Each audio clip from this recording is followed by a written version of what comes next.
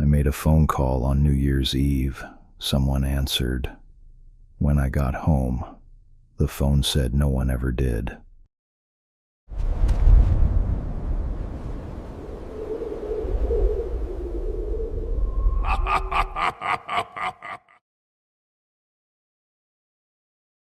My name is Jake. I'm a middle-aged man with a routine life. I wake up at the same time every morning, drive the same roads, sit at the same desk, and come home to the same house every night. I've always taken comfort in that. I've never needed excitement or mystery to feel alive. That's why what happened on New Year's Eve unsettled me so deeply. Not because it was dramatic, not because it was violent, but because it didn't fit. And no matter how many times I try to force it into something reasonable, it still refuses to settle. That year, New Year's Eve landed on a workday.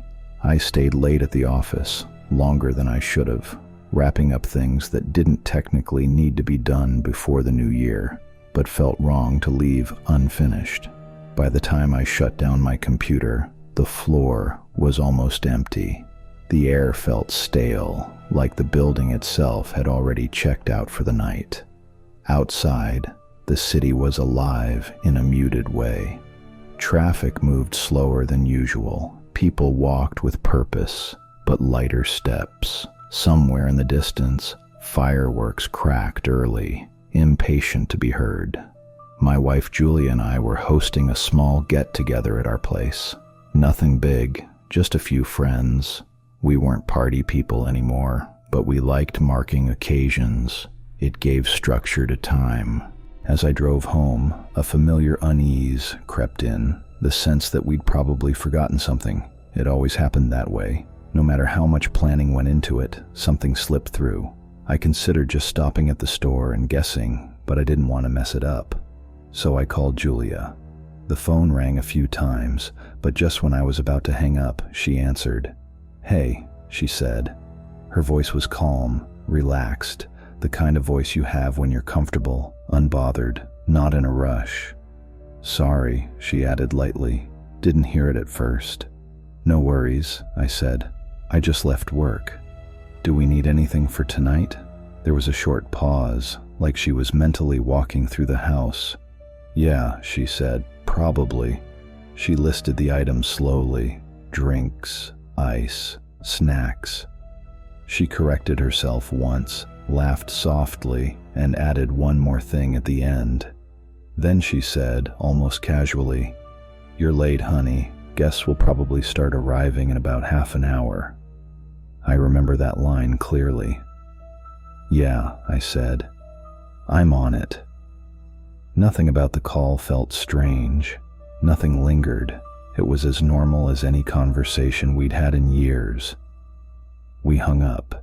I stopped at the store, grabbed exactly what she'd mentioned, and checked out among a crowd of last-minute shoppers.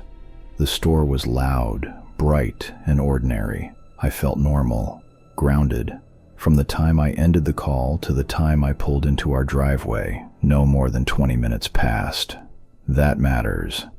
When I got home, the house looked warm and familiar. Lights on, curtains drawn, the quiet comfort of something known. I rang the doorbell. Nothing. I waited a few seconds and rang it again. Still nothing. That struck me as odd, but not alarming. Julia might not have heard it. I unlocked the door with my keys and stepped inside. The warmth of the house wrapped around me immediately. Familiar smells. Familiar silence. I carried the grocery bags into the kitchen and set them on the table. That's when I heard footsteps. I turned just as Julia walked in from the hallway. She was wearing a bathrobe, a towel wrapped around her hair. Her face was slightly flushed, like someone who had just come out of a hot shower. "Oh," she said, "were you ringing the bell?" "Sorry, I was in the shower." "No problem," I said automatically. Then, without thinking, I added, "That was quick." She stopped. "What was?" she asked. "Your shower," I said. "You're usually in there forever." She looked at me strangely. not annoyed, not amused, just confused. "I wasn't quick," she said. "I was in there almost an hour." I frowned. "No, you weren't." She tilted her head. "What do you mean?" "We just talked," I said. "On the phone."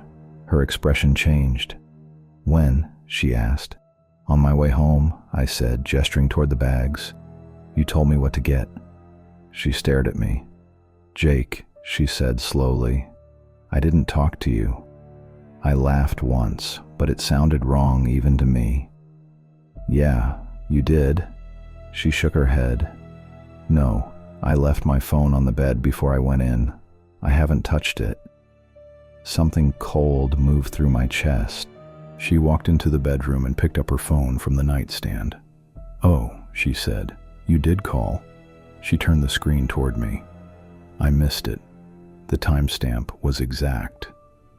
"But I didn't answer," she added. "See?" I took the phone from her hand and checked the call log myself. 1 missed call, no answered call, no outgoing call. My heart started pounding, hard enough that I could feel it in my throat. "That's not right," I said quietly. "I spoke to you."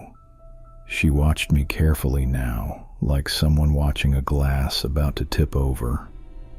"Jake," she said, "you're shaking."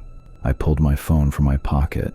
Julia's name was there under dialed numbers. No duration, no confirmation, just a call that never connected. My head spun. I dropped onto the sofa, breathing shallowly, trying to steady myself. "I talked to you," I said again. "You sounded calm, normal. You told me exactly what to buy." Julia sat beside me. "Okay," she said gently. "Take a breath. You're exhausted. You stayed late at work. That happens." She glanced at the grocery bags. "Why would you get all this? We already had most of it, and it's just Samantha and Larry coming." Her tone wasn't accusatory. It was worried, careful, like she was afraid pushing too hard might break something. "Just go get ready," she said after a moment. "We'll talk later, okay?" I nodded, though nothing felt okay. I showered, changed, stared at myself in the mirror longer than necessary. The party happened. Samantha and Larry arrived. We toasted. We counted down to midnight. I smiled when expected, spoke when spoken to, but mostly I sat quietly, my mind replaying that call over and over. Julia noticed. She kept checking on me with her eyes, brushing my arm, grounding me. That night, after everyone had gone and the house finally fell quiet, I lay awake beside Julia. She was already asleep. Her breathing was slow and steady, the way it always was. I turned my head slightly and watched her in the dark, studying her face, the familiar lines, the calm expression she only had when she slept. I had known this woman for years. I knew her voice in ways that were impossible to explain. I knew how she sounded when she was distracted, when she was relaxed, when she was thinking, and the voice I had heard on the phone earlier had matched her perfectly. That was the part I couldn't ignore. It hadn't sounded wrong. It hadn't sounded close or similar. It had sounded like her, naturally, effortlessly, as if there had never been any doubt. I lay there, staring at the ceiling, forcing myself to think clearly. Over the next few days, I didn't bring it up again. Julia didn't either.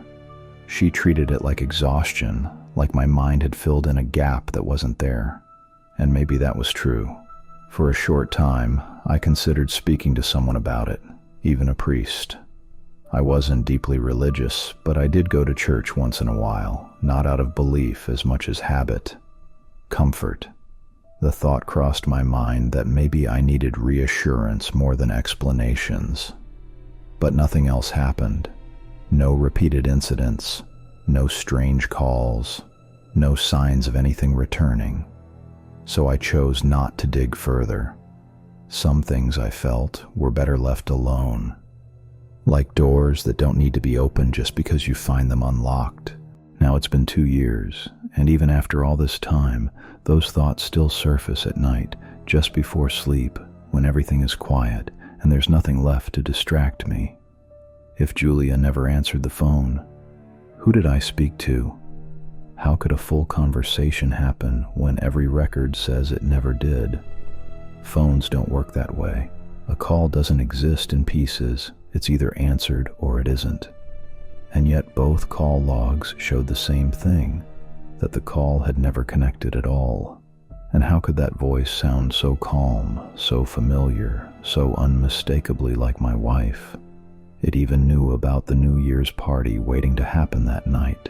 I guess these are the kinds of questions that don't have answers. Or maybe they're answers I was never meant to know, because some answers are better left unknown.